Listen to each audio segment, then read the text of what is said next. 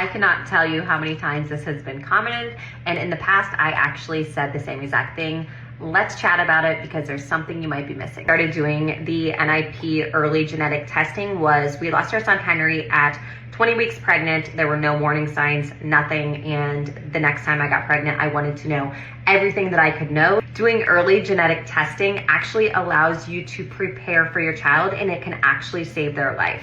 And so I never really thought about this, didn't really understand it until our last pregnancy. At 13 weeks, I did the genetic testing thinking nothing was going to come back. It came back 86% positive for Down syndrome, and I had no idea anything about trisomy 21. People don't know, but I was toying around with having a home birth, and finding out that my son had Down syndrome allowed me to get in with a OB who actually delivered at a hospital with a NICU. So I changed OBs. It allowed me to get in with maternal fetal medicine to meet with a genetic counselor to understand the diagnosis and all that comes with it. With Down syndrome, they keep an extra close eye on the heart because 50% of children with Down syndrome will have heart issues. And so I had an echocardiogram. I had them monitoring his heart and his growth the entire time, much more than a normal pregnancy. Towards the end, I had non-stress tests weekly, biophysical profile, ultrasounds weekly. If you didn't know, which I didn't know either, when you have a child with Down syndrome, the placenta also has Down syndrome. And so the placenta is not as hardy and strong, and it can start to give out at the end. I learned that only 1/3 of babies with Down syndrome will show any soft markers on an ultrasound. And so a lot of times it goes completely undetected. For Levi, he didn't honestly show any big markers on his ultrasound, so I'm not sure they would have even caught Down syndrome at all.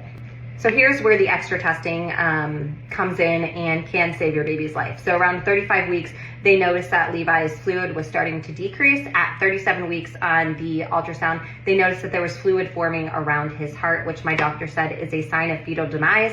We ended up inducing him that day. I still had a natural labor in the hospital. He came 4 hours later, and we had the NICU team there. We had all doctors on hand.